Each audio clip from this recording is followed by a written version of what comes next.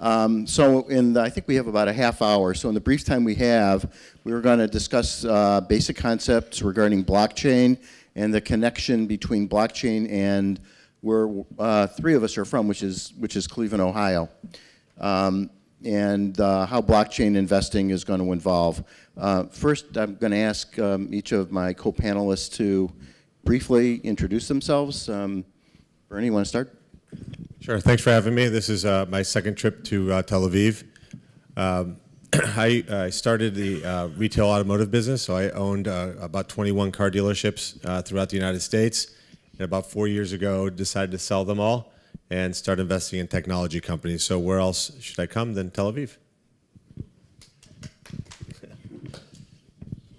Hi, my name is Yoni Iram, partner at Meitar Lakornik Eveleshem Tal, a large corporate law firm in Israel in the technology and M&A practice, and also leading the firm's blockchain practice group. Originally from New Jersey, never been to Cleveland. Not yet. Hi, I'm Elad Granot. I'm Dean of the College of Business at Ashland University in Ohio. I'm also a tech advisor and investor. I've worked with iAngels for a number of years and have the privilege of joining Bernie in the Blockland initiative that started last year, and we're looking forward to the future. Thanks for having us.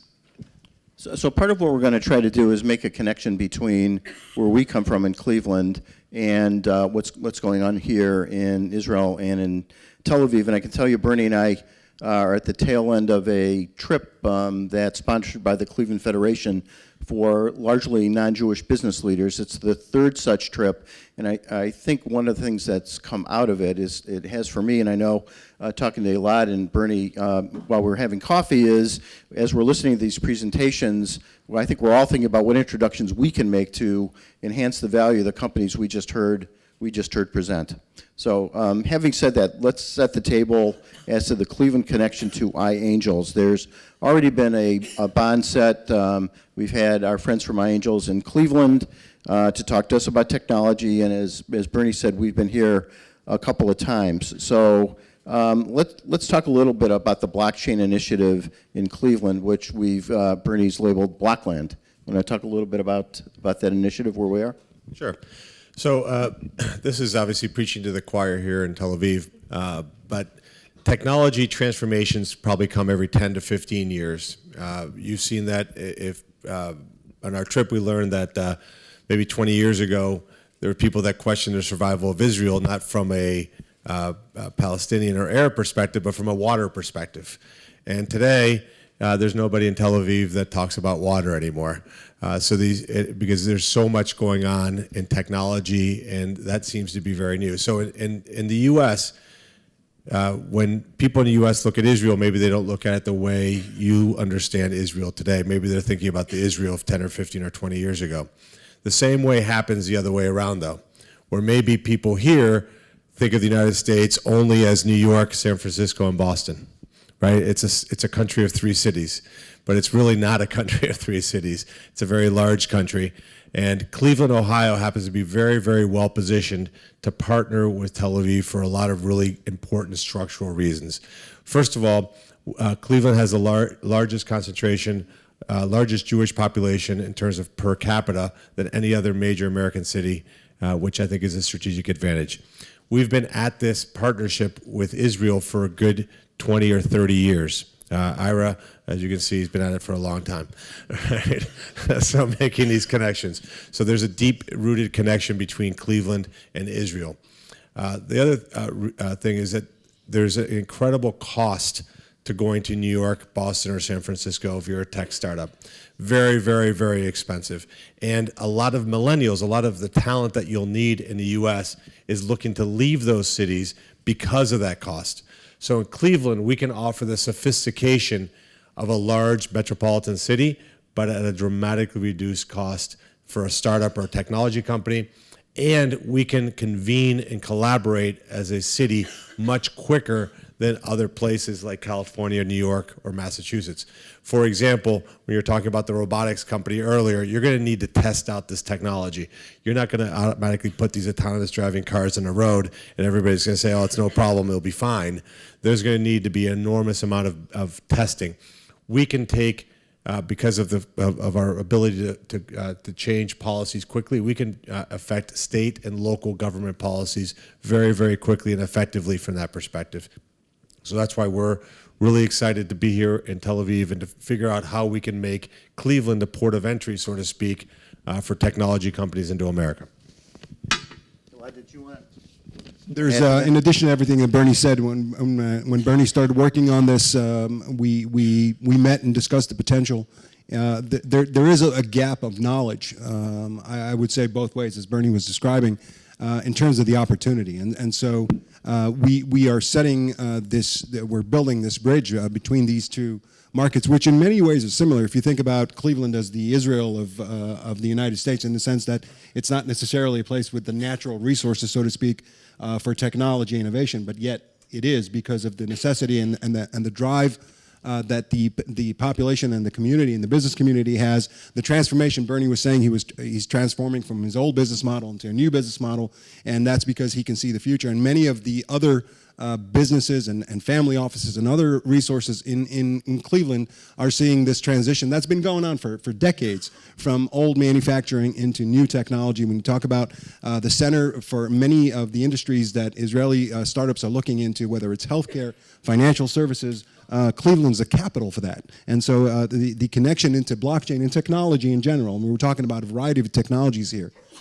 is quite natural to us, and that's why we see great potential in collaborating, and that's why we're so excited about iAngels being the strategic partner and really facilitating that bridge between Tel Aviv and Cleveland. Yonatan, did you want to make any comments about the cross-border investment strategy now and what's going on in the marketplace that you've seen? Any changes? Yeah, so Trends? the cross-border investment, I think, in Israel keeps on growing. What we're seeing lately is many Israeli companies who are becoming large stage startups, like significant revenues, tackling industries looking to grow into significant companies. And as those companies grow, the Israeli there are a few Israeli late-stage funds, but really those companies need large infusions of capital. And we're seeing more and more late-stage American funds coming in, investing significant sums of money in Israeli companies. The autonomous vehicle is one where they need significant amounts of investments, cybersecurity, and also many strategic investors. I think the past few years we're seeing many more strategic investors investing in Israeli companies, hoping for, looking for synergies between their businesses and the Israeli companies. And anything legislatively that you're doing well here that you're seeing as impediments coming from the U.S.? Well, generally speaking, Israel has capital gains exemption for foreign investors. So foreign investors that invest in Israel don't have to pay taxes in Israel on capital gains. In the blockchain space, unfortunately, Israel is lagging, I think, behind most countries, even in the United States, in terms of legislation. I actually have a meeting this afternoon in Jerusalem with one of the government offices. There's an industry organization trying to promote legislative changes in Israel to try to make the legal environment more safe for blockchain companies to operate, and we're giving a big push in that direction. Thank you. So we had largely Bernie's initiative with a lot of community support, a blockchain conference, first annual, we believe, and there's a second one coming up later this year, was extraordinarily well attended and received on a national scope. Bernie, you want to comment on what we're planning for this coming year? Yeah, so we had our first conference in December. So nothing's more beautiful than Cleveland the first week in December, I promise you that. It's a little cold. But the idea is to have the conference again this year. We had 2,000 people attend last year. We had the CEO of Oracle that came. We had the CEO of AT&T Communications that came and spoke. In fact, as a result of that conference, 5G will be deployed in Cleveland behind New York, San Francisco, Boston. So we'll be the fourth city that AT&T deploys 5G, which obviously is a huge advantage to us as a region. One of the ideas that we want to have for the conference this year is to have an Israeli showcase as part of the conference. We had a startup showcase last year that brought in 40 or 50 startups. We really want to focus on some of the better Israeli startup community and have them come to Cleveland. One of the things that makes our conference interesting is that when we talk about blockchain, we don't talk about cryptocurrency or digital currencies at all. We talk about the technology as a way to share data, encrypt it, have executable data, executable ledgers, and what problems can you solve with that that's totally and completely different than currencies. But at that conference, we have corporates, we have startups, we have universities, we have investors. So it's the mix that happens there is really, really important. So we're looking forward to that. Right, so we think that this could be a real collaborative effort where there's value to be brought both to Israeli companies looking for investment, looking for possible co-location and access to markets, and obviously to Cleveland as well. And just real quickly, you can fly to Cleveland through Toronto. It's very easy. It's a direct flight. And then it's only 40 minutes once you get to Toronto to get to Cleveland. So it's you avoid all those airports in New York. So it's very easy. And you clear customs in Toronto. So it's very easy. We're selling a little bit here. Detroit too, lots of places. DC shortly. It's true, not Detroit. Not Detroit.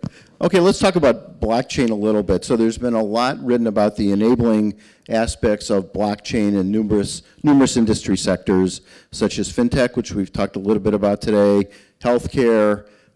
We all know, I think, that blockchain is an enabling technology, and a lot of folks are comparing it to the internet, at the early stages of the internet. And of course, it makes a lot of intuitive sense to the, given the importance of confidential information, including in the fintech and the healthcare sector, that one would think that blockchain would be, an important technology and rapidly growing. That said, there's been also some discussion about, among strategic players, about whether or not the technology is ahead of the ability to build use cases in those industries. I'm wondering if our panel has any thoughts on that, or anybody out there. But by the way, we can make this iterative. Happy to have questions in the middle of our questions too. As the lawyer on the panel who's highly qualified to talk about technology trends, and I do have a bachelor's degree in computer science, so that's kind of where my programming skills ended. I don't think blockchain is a solution in search of a problem. I think that because of the bubble kind of last year in the ICO market, it got a lot of exposure in terms of overexposure. Most technologies aren't a household name, and this one became a household name because there were articles in the newspaper about, every hour a different headline because people were clicking on them about the price of different coins. So it's definitely gotten overexposure, but I think that there are real use cases. First of all, I do believe that various currencies will have a usage, not just the technology. I think that maybe we don't need thousands of currencies, but I think that the fact that it allows to create currencies that aren't dependent on centralized institutions is something positive, and at some point, some of those currencies will become more mainstream and used. And as a lawyer, we see a lot of in Israel, a large part of corporate law is dealing with startups, and we see a lot of very early stage startups come looking for lawyers, looking for accountants. So we see a fair number of ventures, and after kind of like a drought in the past 6 months, in the past few months, we're starting to see more and more new ventures established in Israel in the blockchain space, and the focus this time around, as opposed to taking a technology and slapping blockchain on top of it, is actually creating real use cases in the blockchain space. So we're seeing payment solutions, we're seeing banking solutions, finance solutions. So I think that as time moves on, as the industry matures and becomes less of an ICO market and more of a technology market, we're going to see more use cases for the technology. To pick up on the maturity, I think we are going into a phase of maturity and a lot more regulation when you see the transformation from ICOs to STOs to TGEs. It really is about tokenization of assets and other things that are really preparing the foundation for apps to be developed on the blockchain. And so there is a lot of confusion, and certainly from a PR perspective, between a blockchain and cryptocurrencies and all the other applications. But I think that back to your question about the comparison to the internet and the potential. If you look at the trajectory, even though it's a lot more condensed, a lot quicker than it was back in the late 80s and early 90s, it is still very similar. And so I think most of us who are interested in facilitating and promoting the blockchain initiative are banking on the fact that it is going to be the next foundation for all these applications. Of course, all of us are still looking for those applications, and many of us are waiting in anticipation for that development, while some of us are acting already to get that done. Right. So let's talk about that a little bit. You have a question? Yeah, where's the question? Sure, that's my question. I'm going to comment. Okay. Mike. No more mics. I just wanted to say a word on how we look at it from iAngels, the perspective on blockchain. Given that we have a very broad view on technology and everything that's happening in the world from a technical perspective, trends like artificial intelligence and autonomous and everything going autonomous, specifically how us as human beings, our role is changing with the emergence and with the development of technology. We see that there is going to be a real need for the rewriting of social contracts and the rethinking of business models. And this is something that relates in many ways to how Bernie Moreno thinks and how he talks about and how he led his business, starting for a car dealership, but kind of sitting in his chair and asking himself, okay, but what's the end game? What's the end game? And realizing that the end game is technology, and technology empowering our lives. What does that mean for us as humans? And how kind of value is going to be redistributed and how business models are going to be rethought. Blockchain plays a very, very important role in that, because blockchain basically gives us the infrastructure to collaborate and to work together in a way that's decentralized and transparent, and in a way that distributes the value more equitably. Today, for example, nation states, they're limited by the fact that they need to take care of their own people in their own kind of geographic location. And today in globalization, we see that we're part of a much larger ecosystem. We're not just Cleveland or just Israel or just the United States. Corporations, they suffer from a different limitation. Corporations are limited by the fact that they need to extract value from the networks that they build in order to justify themselves. And that's also, so while corporations, they can be global, they're limited by other factors. When we incorporate blockchain technologies that really enable us to collaborate on a different level and create incentive systems and create consensus mechanisms, that basically allows us as a community to work together in different settings, different networks, different products, different use cases, different applications, different geographies. But for us, this is the importance, and this is the revelation that I had with respect to blockchain. And this is why blockchain is a very important part of our strategy within a broader strategy of investing and empowering technology and entrepreneurship of the future. Thank you.